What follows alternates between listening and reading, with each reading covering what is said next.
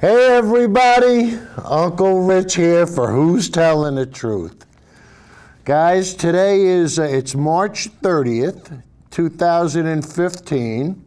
This is show 88, and the name of the show, can we see that? Yeah, try to change that a little bit. Yeah, I hate when this happens. The name of the show, can never figure this out. The name of the show is Georgetown. Why does this happen? But anyway, the name of the show is Georgetown, and you're going to say, Rich, what do you mean, Georgetown University?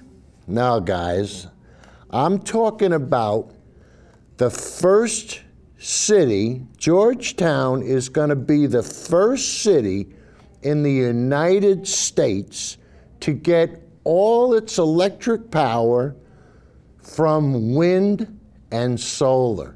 That's right, they're going to be the first city in the United States to get all their wind, all their electricity from wind and solars. So now, what state do you think that Georgetown is in? A lot of people say, oh, it's probably, liberal California. Or it's probably those pot-smoking people up in Colorado.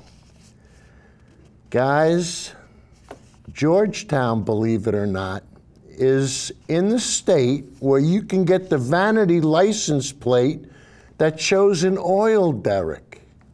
That's right.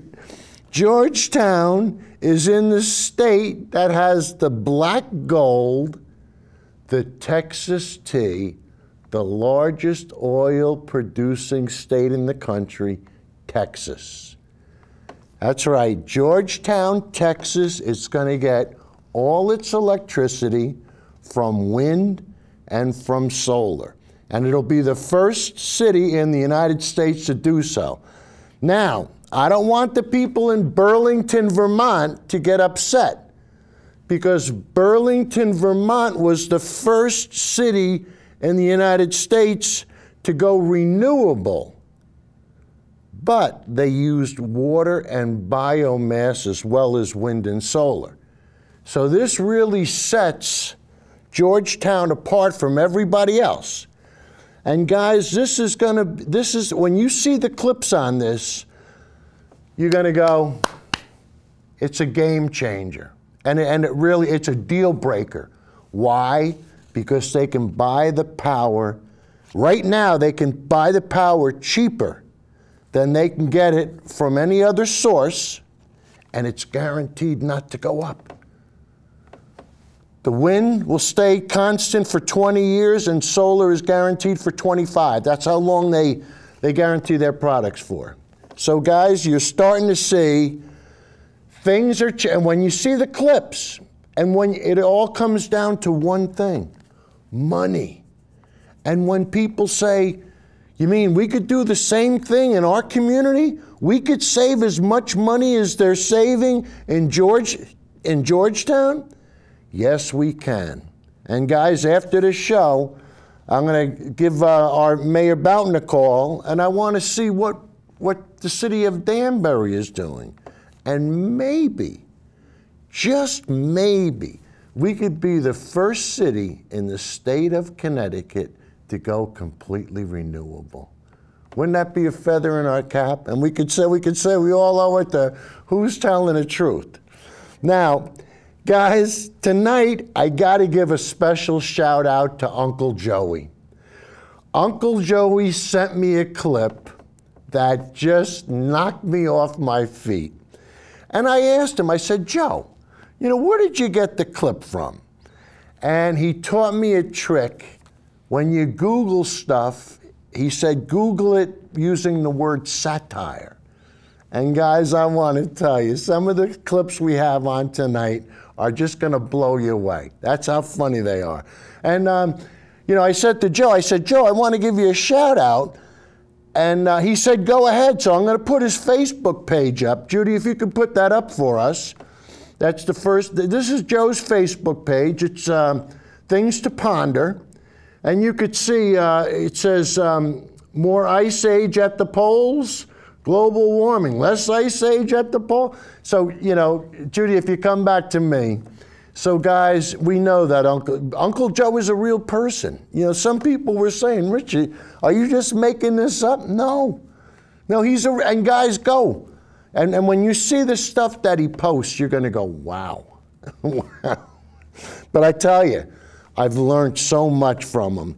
And so we're gonna show you some of this stuff tonight, you know, on satire. And then we wanna show you a little clip with NASA. We're gonna touch on Ted Cruz. We're gonna show you exactly how Georgetown, you know, went about it. And then we're going to show you a guy by the name of Cliff Etheridge. And he's in Texas, and he's talking about wind farms in Texas. And he's an old cowboy, an old farmer. And guys, what he says is so true. We got to start accepting the change. Things are changing, and we have to change with it. But guys, first, we're going to have some fun. And this first clip, excuse me, this first clip is one that Uncle Joe sent me, and I tell you, it's just a blast. So Judy, hit it. So I'm driving down the road, and the wind is blowing like crazy. And I asked myself, why is it always so windy down here on the coast? Well, then I figured it out. Fans. Some lunatic put a bunch of giant fans all over this place and left them running. Look at that. Look at that thing. It's causing this wind. Fans. I simply cannot believe somebody would do that. How irresponsible are we? Think about the amount of electricity we're wasting by running these fans 24 hours a day. And for what? Just to blow a bunch of air around. It makes no sense. This is America. We shouldn't be wasting our money on things like this. We're running fans 24 hours a day. And to do what? Can you imagine how much erosion this is causing out here? Think of all the dirt that's being blown around. All because some genius puts up giant fans. And look, they're everywhere. They are absolutely everywhere.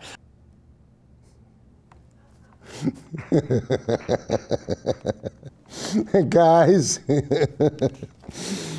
that's a joke. All right, now because I don't want the people, I don't want Uncle Joey's friends to say, see, they're putting up giant fans. You know, guys, one time I'll never forget it. It was football season, and one of my buddies was all dolled up. He had all his you know, his Giants stuff on, his Giants jersey with his Giants hat. He might have been going to a game, I'm not exactly sure. And I looked at him and I said, boy, you look like a real Giant fan. And he goes, no, I'm an air conditioner.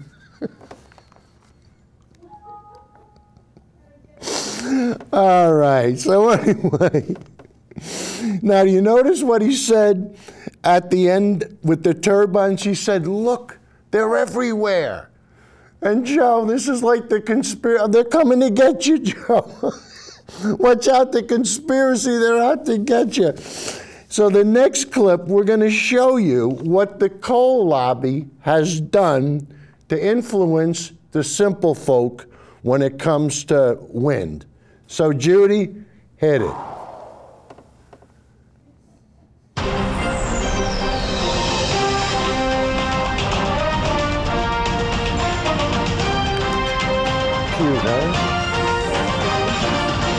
I'm Gregory Dawson filling in for Clifford Baines, who got a call back. Wind power is gaining popularity as a clean, renewable energy source. But is it dangerous? This week, the American Coal Lobby released a new advertisement warning wind turbines could blow the Earth out of its orbit. Let's watch. The Earth's orbit. All life depends on it. A little closer to the sun, we'll burn up. A little farther away, we'll freeze. But wind farmers want to install thousands of propellers onto the Earth. And propellers make things move. We like this planet. Let's not blow it away. Chilling stuff. So, panel, is it time to reconsider wind energy? I think we have to. I'll admit, I always assumed that wind energy was harmless, but after seeing this ad, I am not so sure. Some leading scientists at Cole University recently took me out to dinner and told me about a study they had just published. It demonstrates how the sheer force of the new wind we're creating could accelerate the Earth's rotation so much people will literally fly right off of it. Like when you spin a Lazy Susan too fast and the pepper shaker slides right off? Now, the environmental activist group Americans for Mining-Based Energy recently released a documentary entitled Terminal Gust, in theaters soon. Could movies like this spur the public to take a more critical look at the wind industry? Well, I just happened to see a screening of that film at the recent Center for Coal Policy Conference in the Bahamas. There is a heart-rending segment about a small town which is suffering from wind whistling into their water supply. Oh, my God. Kids could drink that water and get wind in their brain. These big wind fat cats have our country in a stranglehold. I'm tired of America sucking on the wind teeth. The fact is, mankind is meddling with forces that cannot comprehend here. Unlike coal, we don't know what wind is. No. We don't even know where it comes from. Wind slips through your fingers. It's dishonest. It's like that slogan from last year, coal, energy you can clutch. Now, the coal lobby has recently raised concerns about other energy industries. Just earlier this week, they took out this full-page ad in the New York Times about how solar energy is sucking our sun dry. The American people have to stand up and start buying only environmentally sound coal-based products. Yeah. Matter of fact, I happen to have this delicious snack bar here. It's 100% natural coal. It's yummy. Wow. Yeah. That's really good. Hey, tomorrow morning on Today Now, turning your bedside table into an end table. I can't wait. All right, now, guys, once again, this, no, really, this is a joke. So, I mean, don't send your wife down to the dollar store to get coal bars, because they're not going to have them. All right, it's a joke. But we want to show you that a lot of times, you know, conservatives think a lot of this stuff is real. And, you know, think back to the anti-vaxxers. You know, the people that didn't want to get their kids vaccinated because they were told they would get autism and these other, you know, other things, which wasn't the truth. But all you have to do is, a lot of times, tell people something, they'll believe you. And guys, I looked up satire in the dictionary, and it says that it's the use of humor, irony, exaggeration, or ridicule to criticize people's stupidity or vices, sorry. It goes on to state, satire is used by the conservative party to trick the simple folk that and this is what the conservatives call reality. Now, guys, the last part of that, I made that up. That's not true. But guys, there are some people that they listen to Rush and they listen to Fox News and they really believe that this stuff is true. And this is why we have to give them the old bada bing. You know, we're not trying to be mean or vicious. We're just trying to wake people up. You know, be honest with yourself. Hey, Judy, we keep forgetting the bug. Can we put the little bug up for who's telling the truth? And also, can we get the Facebook page up? So, you know, if anybody wants to get with me on Facebook, if you have some ideas for the show, hey, guys, the way I came across the Georgetown clips was somebody put them up on Facebook. Otherwise, I would have went right by it. But we got one more clip on satire, guys, and this has to deal with solar. So while we're on a roll, let's keep having fun. So Judy, hit it. Here at Southern California Edison, we're committed to rooftop solar energy. And by committed, I mean we're committed to keeping solar panels off your roof. Besides producing safe renewable energy and creating clean energy jobs, rooftop solar saves you money. And that money comes from our bottom line. Which is not cool. In fact, rooftop solar threatens our industry's entire business plan, which is to force you to buy dirty energy from dirty power plants that poison poor communities. And that's why we're spending big on the Latino politicians so we can push legislation to make installing solar panels on your roof more expensive, discouraging you from going solar. We're Southern California Edison. We make power. The power to make you do what you're told.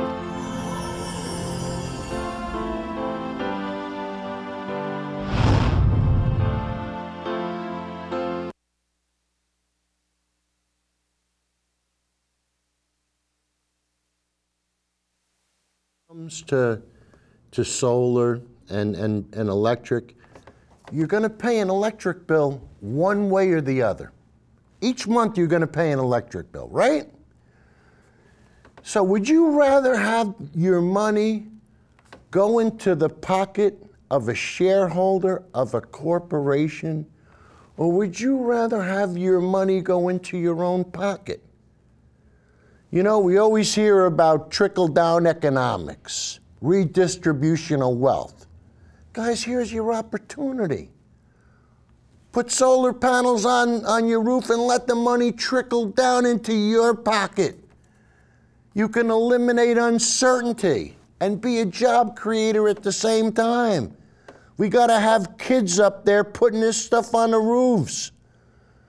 And guys, when you see how many jobs are being created, because later on in the show, we show you in the turbine industry, and we show you how many jobs are being created, but just how many jobs are being created just to service Georgetown.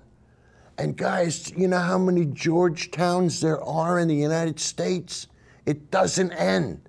So if you know any kids, young people, people looking for a future, guys, it's here. Wind and solar.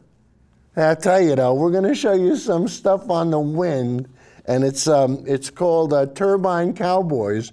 When you see what these guys go through, no thanks.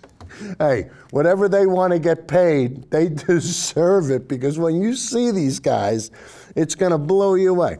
All right, now the next clip, we're gonna turn to reality.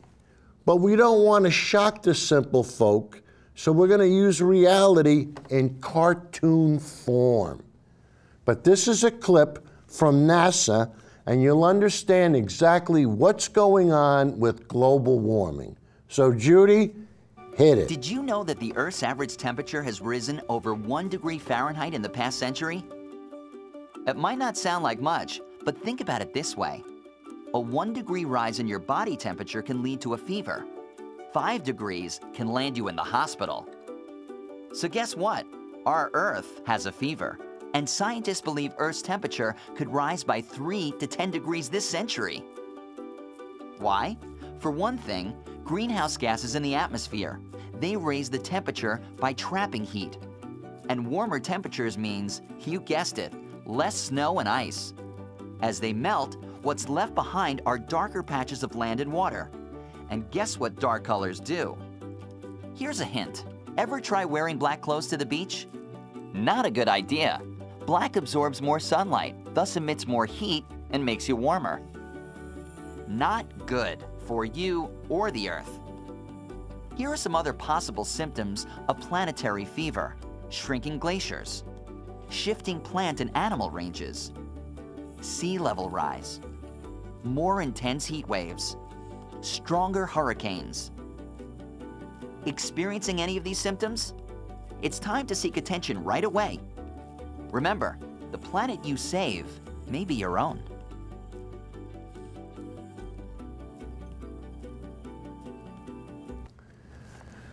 Guys, as we've mentioned on this show many times, there's no planet B. This is it. I mean, if we screw this up, we got nothing. And we're doing a very good job. And why? Because some people refuse to understand science. Some people are just climate deniers, and they're not skeptics. A skeptic will look at the evidence, he'll evaluate everything, and he'll make a decision. And there are no skeptics. Because once somebody takes a skeptical look, they'll become believers. So all we have is deniers and the people that understand what's going on, you know? But on the next clip, we're going to show you the first guy from the Conservative Party that's going to run for president. And what is he? He's a climate denier. But guys, what does he do? He pretends that he understands science. So while he speaks, I want you to listen carefully, listen to what he's saying, and then I want you to see what's the first question you would ask him if you had a chance to ask him the question. So listen carefully, think about a question, and we'll see you on the reverse side. So Judy, hit it. You said yesterday that you wanted millions of young voters to turn out, but you just said you're against pot, you're against gay marriage, you don't believe that global warming is man-made. Those are issues that if you look at the polls, young people are completely have a different view of that. Are you out of step with most young voters, and how do you convince them given that? Well, let me take one of the components of your question and address it directly, then let me address your broader question. You mentioned global warming. I'm a big believer that we should follow the science and follow the evidence. If you look at global warming alarmists, they don't like to look at the actual facts and the data. The satellite data demonstrate that there has been no significant warming whatsoever for 17 years. Now that's a real problem for the global warming alarmists, because all of the computer models on which this whole issue was based predicted significant warming, and yet the satellite data show it ain't happening. But what if there is something to it? I mean, let's say, a lot of people say the science is clear. Most people say the science is clear. But let's say that it's not. Let's say it's not clear. Why not do everything we can to reduce our carbon footprint? Wouldn't that be good to have some humility about it and maybe think? Okay, let's talk about having humility. I read this morning a Newsweek article from the 1970s. Talking about global cooling. And it said the science is clear, it is overwhelming, we are in a major cooling period, and it's going to cause enormous problems worldwide. And the solution for all the advocates in the 70s of global cooling was massive government control of the energy sector, of our economy, and aspects of our lives. Now, the data proved to be not backing up that theory. So then all the advocates of global cooling suddenly shifted to global warming. And they advocated it's warming, and the solution, interestingly enough, was the exact same solution: government control of the energy sector and every aspect of our lives. But then the data don't back that up. So if you notice, the term has shifted, and now suddenly it's climate change. And climate change, and again, the solution is government control of the energy sector and every aspect of our lives. And when someone keeps proposing the same solution regardless of the problem, you start to think maybe they just like government control of the energy sector and every aspect of our lives. And I am the child of two mathematicians and scientists. I believe in following evidence and data. On the global warming alarmists, anyone who actually points to the evidence that disproves their apocalyptical claims, they don't engage in reasoned debate. What do? They scream, "You're a denier." They brand you a heretic. It is... Today, the global warming alarmists are the equivalent of the flat earthers. It used to be, it is accepted scientific wisdom, the earth is flat, and this heretic named Galileo was branded a denier. And you know what? There are an awful lot of people making a whole lot of money. Al Gore has made millions of dollars off of global warming, and a lot of these scientists who are most vocal about it are receiving massive grants on this theory that the data are not backing up. And you ask, well, why shouldn't we do everything? We shouldn't be causing millions of hardworking men and women to have their energy bills go through the roof. It causes real harm and suffering when people all across this country lose jobs because the federal government wants to take control of aspects of our lives. It causes real suffering when single moms who are trying to feed their kids see their energy bills skyrocket because politicians are imposing massive costs, and that's not something we should do lightly.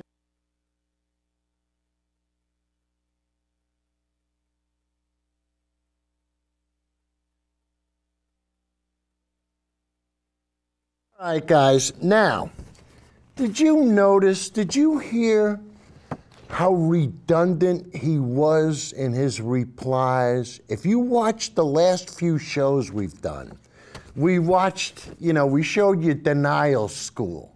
All right, I made it up, but we showed you where Mark Morano spoke in front of everybody. They had all the deniers there. But did you hear what he said? There's been no significant warming. The satellite data, there's no evidence. He mentioned government control 2 or 3 times. They try to scare the government's going to control me. No, the government's not going to control you. The government's going to tell you the truth. And here's the truth. When you look at a chart, this is an average yearly chart. And look how warm everything's getting, guys. And this chart was compiled by NASA, NOAA from NASA, the National Organization of Atmospheric and now I'm going to be embarrassed. But anyway, these guys, data, severe data. So you look at a chart like this and Cruz comes up and says there's no significant warming. Either he's blind or he's stupid or he's lying. Probably all 3. But this is the chart on the carbon dioxide. And look, carbon dioxide has never gone above this line until just recently. We've never warmed this, we've never put this much carbon in the air this quickly in the last 800,000 years. You want to talk about data? That's data. Don't get up there and make these flamsy-pamsy remarks. Come up with a chart and let me see you deny the chart so we all know that you're a pathological liar. All right, now, guys, the next clip is going to be on the first renewable city in the country. And this is in Burlington, Vermont. And we're going to play the clip for you. And then we're going to show you the clip on Georgetown, which is just going to blow you away. So, Judy, let's have the one on Burlington. From the moment his alarm goes off early in the morning, there's other good news. To shaving with an electric razor for the day ahead, longtime Burlington Vermonter Stephen Conant, much like the rest of us, lives a life powered by electricity. It powers his toaster, his coffee maker, the fridge. But electricity matters even more to him at work, where hundreds of light bulbs at his lighting and metal fabrication company pull power from the electrical grid. But just as his company strives to use reclaimed and renewable materials in its products and designs, some of which Conant himself occasionally welds, that ethos has been embraced by his city as well. Burlington recently announced that it now produces or gets more power than its citizens use, and it's all coming from renewable sources of energy, like wind and solar and hydroelectric. A business can't avoid consuming resources, and a lighting business like mine uses a tremendous amount of electricity. It just feels right that the electricity we're using is coming from renewable resources. I think it's a big milestone for Burlington, but broader than that, it just shows that it can be done. Taylor Ricketts is a professor of environmental science at the University of Vermont. He says Burlington has shown that cities can play a role in addressing our dependence on burning fossil fuels, which is the principal driver of climate change. Burlington, yes, it's the biggest city in the state, but it's still a very small city in this country. You guys don't use that much electricity. I mean, how much of a difference is this really going to make? Yeah, that's a great point, but look, climate change is the biggest problem we face, maybe the biggest problem we've ever faced. But there's no silver bullet to fix it. It's going to be a million individual solutions from all over the place, and this is one of Burlington's, right? Ken Nolan helps run Burlington Electric, the local utility company that supplies power to the city's 42,000 residents. We're producing as much renewable energy as the city of Burlington uses in that year. That seems like quite an accomplishment. It's been a long road to get here, and as far as I know, we're the only city in this country that's actually reached this goal. Some might say, of course this is happening in Burlington, the town that's often cast as a liberal, progressive haven. Birthplace of the socially conscious Ben & Jerry's ice cream, the city once led by Bernie Sanders, who's the only self-declared socialist in the U.S. Senate. But Burlington, and Vermont at large, has plenty of economic reasons to try and do their part to tackle climate change. Winter in Vermont. Vermont's iconic multi-million-dollar industries, skiing and maple syrup, are as dependent on the climate as any industry in the U.S., and the state suffered hundreds of millions of dollars in damage from Hurricane Irene, the type of storm scientists say will grow in frequency unless we reduce our consumption of fossil fuels. The city is always looking at the environmental impact. Greenhouse gas reduction is a major thing that we're concerned about and we are always trying to improve on. But in looking at whether to buy renewable power, we really were focused on an economic decision at the time. So our financial analysis at that time indicated, to our surprise, that the cheapest long-term financial investment for us with the least amount of risk was to move in this direction. Nolan says that switching from fossil fuel energy to renewable energy will likely save the city about $20 million over the next 2 decades. What's more, consumers haven't been hit with a big price increase. While residential customers across the U.S. have seen small but gradual increases in their utility bills over the years, Burlington's rates haven't increased since 2009. One of the big intriguing things about this is that sustainability has been a luxury, like a niche market. To get it, whether it's in your food or your power, you have to sort of seek it out, look for a label, often pay a premium. And what Burlington's done is sort of do away with that on electricity. Here's how they do it. About 1/3 of Burlington's renewable energy is produced at this biomass facility. Biomass is just a fancy word for something that gets burned to produce energy. In this case, they haul wood from across Vermont, use the heat to make steam, and thus generate electricity. So that's about 35% of Burlington's production. Another 20% or so is sourced from wind turbines like these on the hills of a neighboring town. And solar arrays like this one at the airport add another small amount to their total. But the biggest portion of the city's renewable production comes from hydropower. Some they source from other places, like this older hydroelectric dam in Maine. Some they produce at their own plant on the Winooski River. Water pressure from the river spins big underground turbines, which in turn generates electricity.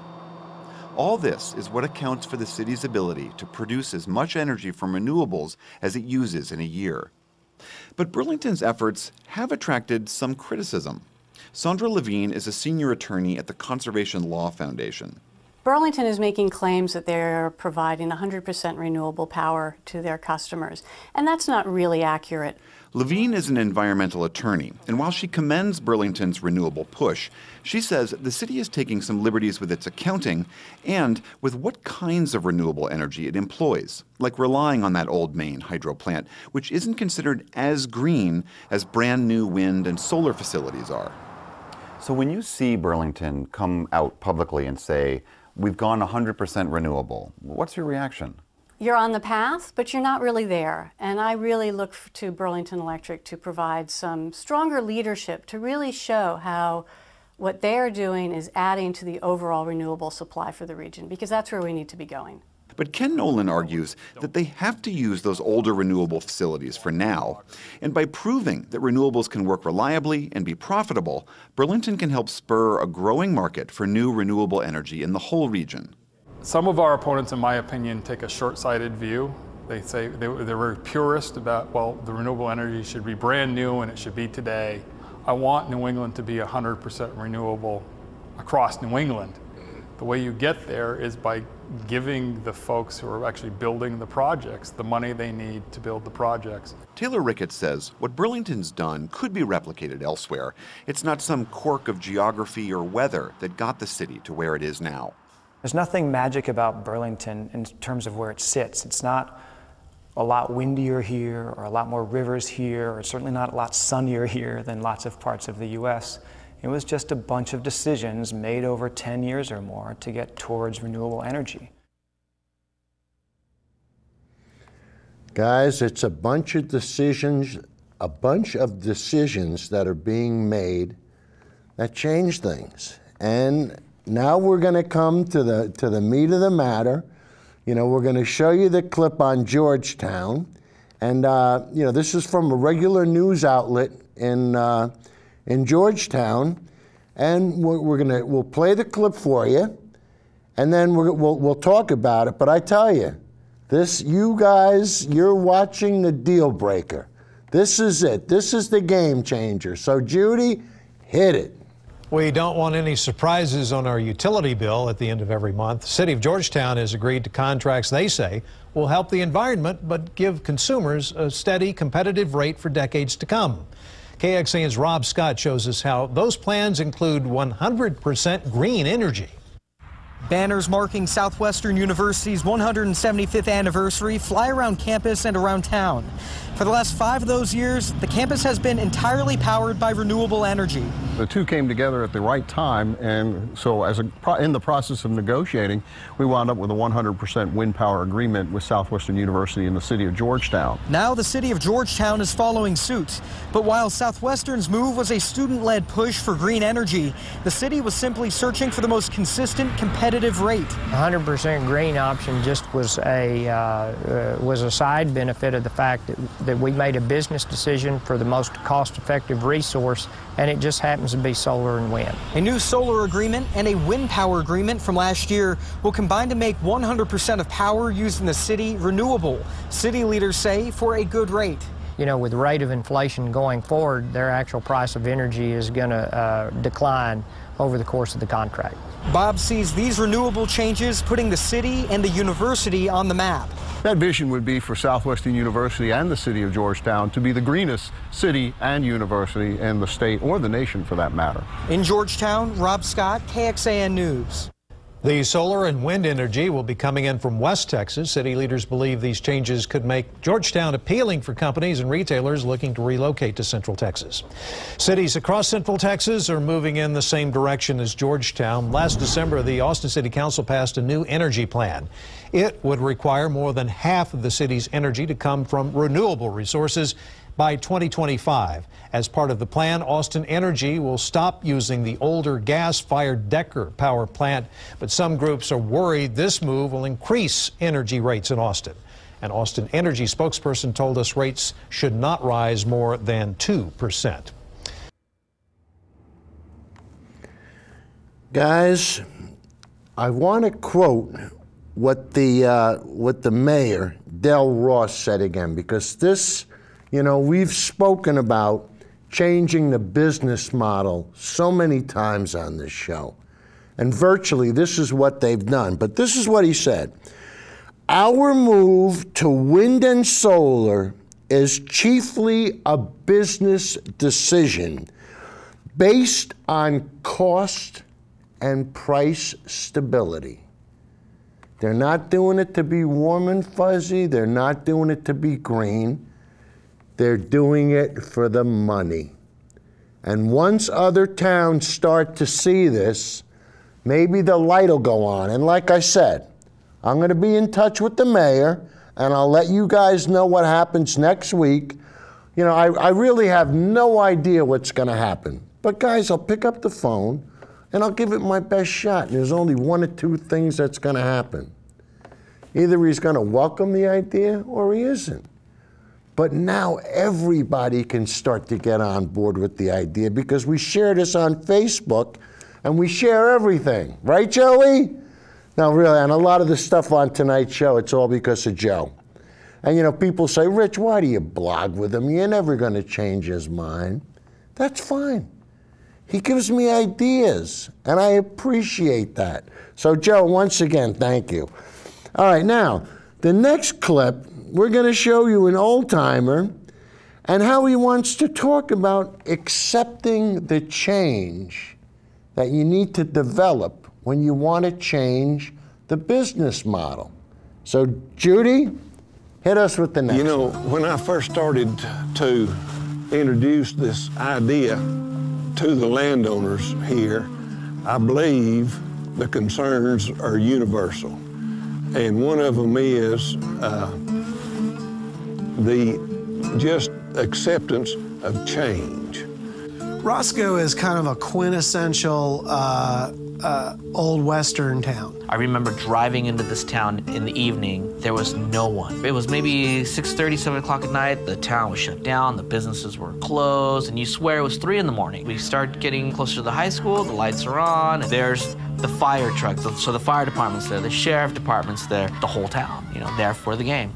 Roscoe's an area that has always struggled with high winds that kill crops and livestock and drive people crazy. In the last couple of years, that part of Texas has been through a 100-year drought, terrible drought, to the point where they're having to sell off their cattle because they can't feed them and they can't get water to them. As the cattle goes away, the wind picks up. Drought doesn't affect the wind power at all. This is the worst ever, and we can truly say that we can remember a time when it never rained. This is it for us. If the wind industry wasn't there, there's no doubt that there wouldn't be a town there. It couldn't survive. The cotton's dry. They do dry cotton now. A lot of these people sell their wind rights and their water rights. They aren't growing anything on there. They're just putting these wind farms up, and again, wind farm's gone, there's nothing there. Because of the money coming into the town, because of the wind industry, the tax base has gone through the roof, and so you're seeing brand new elementary schools, high school stadiums, millions of dollars. Oh, there's 300 wind turbines in this school district, so they get the tax revenue off of 300 wind turbines. And this is an $8 million school. Right, and it's kindergarten through 12th grade. City Hall for Sweetwater is literally a half a block away from a building that has broken windows. The doors are, you know, not there. It's right there. But this building is brand new and it's going up and it's high tech. And again, it's all wind subsidies that are paying for this stuff. The community college has become one of the top training colleges for wind techs. Part of the whole Obama administration green initiative was to turn community colleges into farm clubs for training wind techs. And Texas State Technical College, which is right there in Roscoe, is one of the biggest in the business. And they're turning out techs all the time who go get jobs.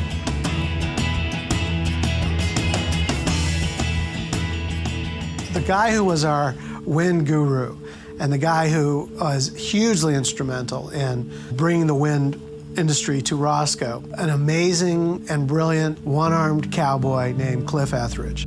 And he lost his arm in a combine accident. An unbelievable resource, a guy I would love to hang out with anytime. The guy who brought me and my team into the town and Cliff gave us his seal of approval, and that opened a lot of doors for us. I think a hybrid situation with natural gas and wind would benefit everyone, and we know natural gas is going to be here much longer than oil is.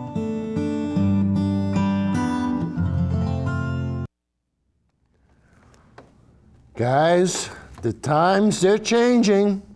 I mean, and Roscoe is changing things. And you heard what he said. The tax base has gone through the roof. They got a brand new school with brand new facilities. These things work. You know, and look at all the people. Did you see all the young guys with all their safety stuff, with their harnesses on? I mean, these are people that for the next 30 years are gonna have good living wage jobs with benefits. And guys, let's be honest with each other. Climbing is a tough business. But, you know, with the solar plants, you can work right off the ground. All you're gonna wanna have to do is work. You know, and I mean, guys, this is going to be so beneficial to everybody.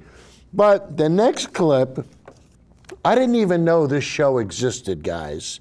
But this is on the Weather Channel, and it's an actual show, and it's called Turbine Cowboys. So if you see it, you might want to watch it, but I tell you, if you got a weak stomach, you better be careful, because when you see what these guys do for a living, I get the heebie-jeebies, you know? So anyway, Judy, hit it.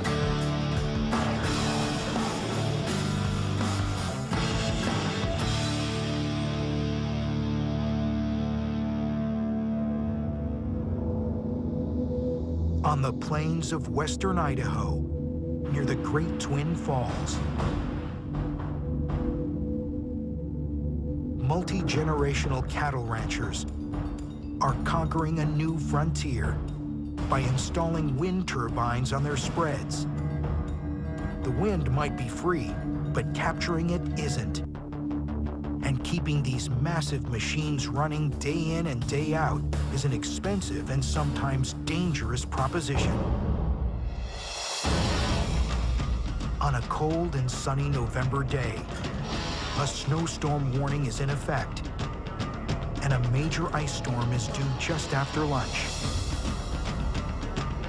Fossil Gulch manager Bryce Merrick escorts rope access technicians Brent Burnson and Alex Mulder to turbine number 2 off the main string road.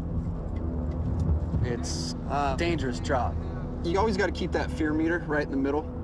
If you're overconfident, mistakes happen. If you're scared, accidents happen. But it's every bit of fantastic. There's no words to describe it, to tell you the truth. My wife, she hates my job. I have a daughter that'll be 2 this weekend. Does put a strain on the family, but you know, I just love this job. Any tools on our person need to be tethered at all times. A new term has been coined for those brave souls who risk it all, doing serious rope work on wind turbines. They're called industrial athletes, and Brent and Alex are among the best in the business. And Bryce has hired them to come to Fossil Gulch and inspect every blade on every turbine on the ranch. We will go up tower, we will set up our ropes and prepare to rappel. I truly trust Brent when it comes to doing any work at height, and I know he trusts me whenever it comes to any judgment calls. Brent's like a brother to me. I don't want to be the reason that he doesn't go home tonight. I get to travel the world. I get to come in and do things on a turbine that normal people don't get to do every day. It is scary. That's what I love about it. It's probably the most thrilling thing I've ever done, and it definitely does get your heart rate up.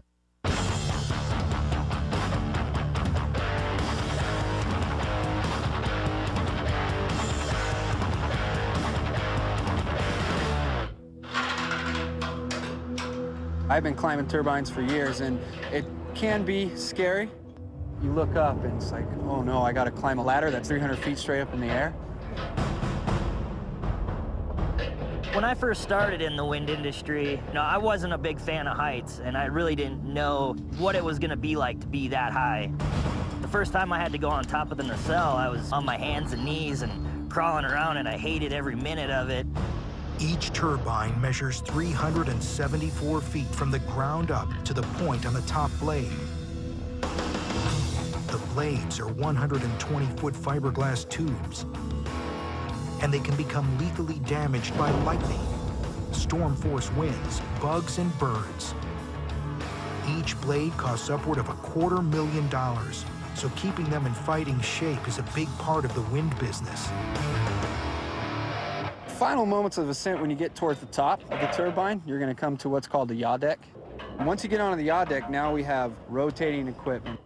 We have shock hazards. You name it, it's up there. The Lone Turbine is essentially a self-sustaining power plant. So imagine that condensed into the size of an RV, and now you're right in the middle of it. Rotor's locked out.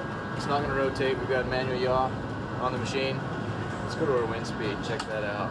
We're at 16 meters per second. We're actually climbing, not dropping. We cannot go out on the blade now because the wind is too high for us to rappel. The heads-up display is reading about 13 meters per second, which is roughly 28, 29 miles per hour, which is too high to rappel.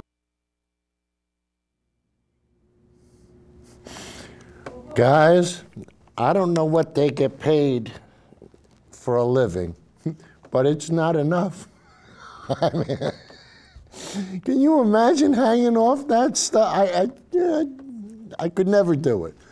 But the next clip we're going to show you is called "Harvesting a New Crop," and it's about more turbine cowboys, but not where they hang off the blades. I mean, that was extreme. I mean, you won't. I mean, most of the people, they just teach them how to climb the towers to get to the nacelle and to work in the nacelle. And that's what the next clip is going to be primarily about. Because I'll tell you, I don't know how many people could hang off those things like that. You know, I'm just curious to see what they get paid. I mean, I'd love to know. But anyway, so the next one, it's going to be called Harvesting a New Crop. And this is about the jobs that wind is creating. So Judy, hit it.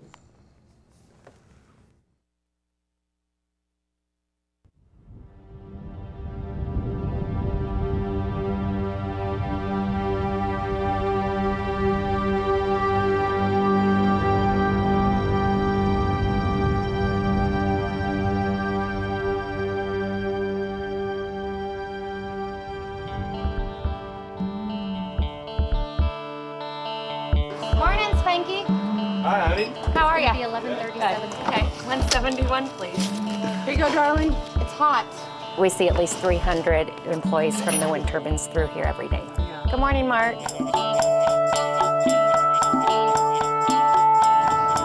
Snuff?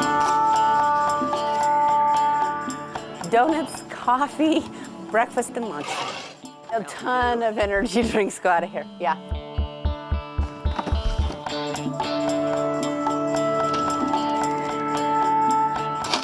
My husband got a job with the wind farm. He's in training. He's in North Dakota. He does the maintenance, so he's on with the Siemens contract for 5 years minimum. You're good to go. It's not uncommon for them to call at 6 o'clock and say, can you feed 100 of us at 7? Sure. People kept asking, well, are the wind towers coming? Are they coming? Are they coming? They're up. And it's like, okay, folks, they're here. We don't have to wonder anymore. When I see these turbines, I see jobs. So we're going to ramp to WindSense. It's exciting, it's different, it's new. And now I get to be part of training people so they can stay in a town they grew up in.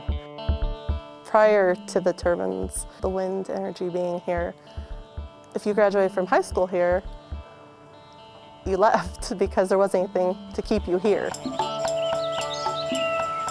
It's going to help this community, it's going to help everything. I think they're awesome. I believe that they play a vital role in meeting our country's future energy needs. It's going to be better energy, greener energy, consistent energy. The wind is clearly here, as we have evidenced this spring when we've had so many days when the wind was too strong to do construction work. The first time I climbed the tower was like the coolest thing, but the scariest thing. One side is for Siemens, and the other side is for PSE.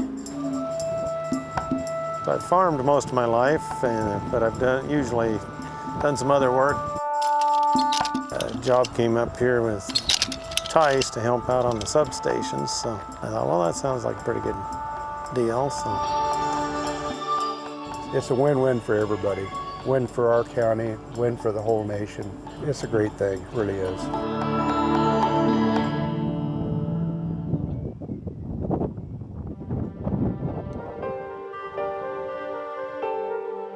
These turbines are significantly larger than anything that we have put up before. We are, I think, pretty close now to the limits of what can be transported on the local roads. We started this project in May of last year, and we spent most of last year building the roads and the foundations. This spring we have started the delivery and the erection of the turbines that you see here.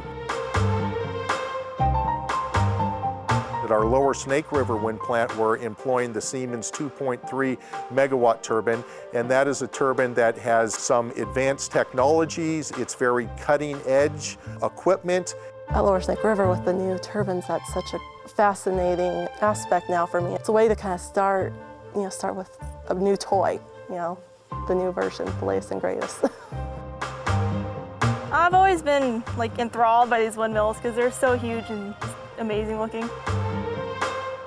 For this project, we decided that we would hire 2 interns. If we could find local students from the Pomeroy area. We have Laurie Cochran, who's a mechanical engineering student at WSU. And we have Matt Powell, who's in the wind energy program at Walla Walla Community College.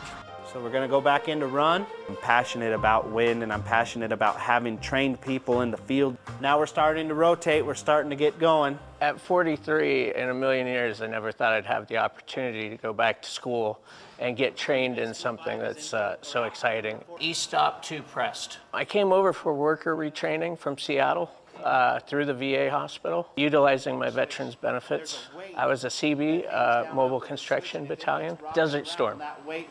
I've always loved climbing. Now I get to get paid to do it.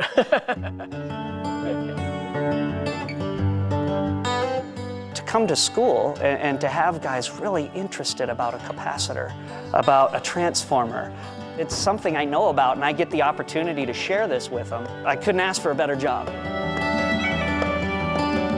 You're going to see farmers' children that don't have to work on the farm to stay in Pomeroy. They'll have other options.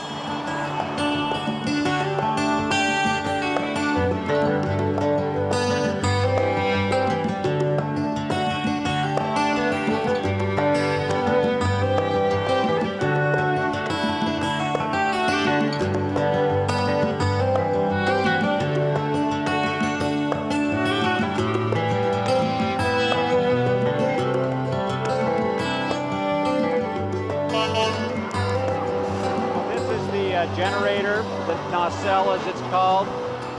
Very proud to have all this manufacturing going on in this country. Well, I think the attendance is way up, and I think the wind energy components coming through the parade, you know, everybody's curious. Keeping these small towns alive is going to be a great thing. My vision for our students is to become the leaders in the industry within 5 to 10 years. When they very first brought all the big blades in and all the pieces, there was just a great shock and awe type thing that you just can't believe how big they are. But now they've just kind of blended into the landscape, and you know, the shock and awe is all over. And you know, if we're got to make ourselves independent on energy, this is part of the process. And gosh, if one of these machines keeps one man from being killed in some war because we're fighting for energy, then I think they're well worth it.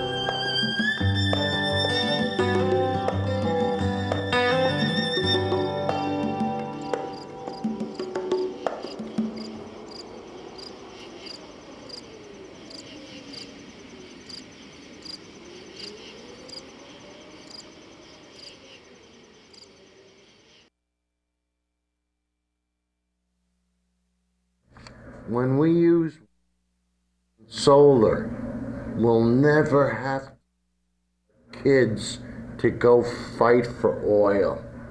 We got wind and solar, then we know what to do with. And everybody can make money. It's here, it's available. We can all share in the rewards. If you know people that are looking for work, you know, they can stop down at Ross Solar, they can pick up the phone, they can call Solar City. There's so many places on the net that you can get all the information. And guys, stay in touch with me on Facebook. Because if you have any good ideas, if you have clips that you want me to show, you know, just put them on Facebook, and you know, and we'll do the best we can. And we hope that everybody had a good time tonight. We hope that you learned something. And Joe, I want to thank you, buddy. Take care, everybody.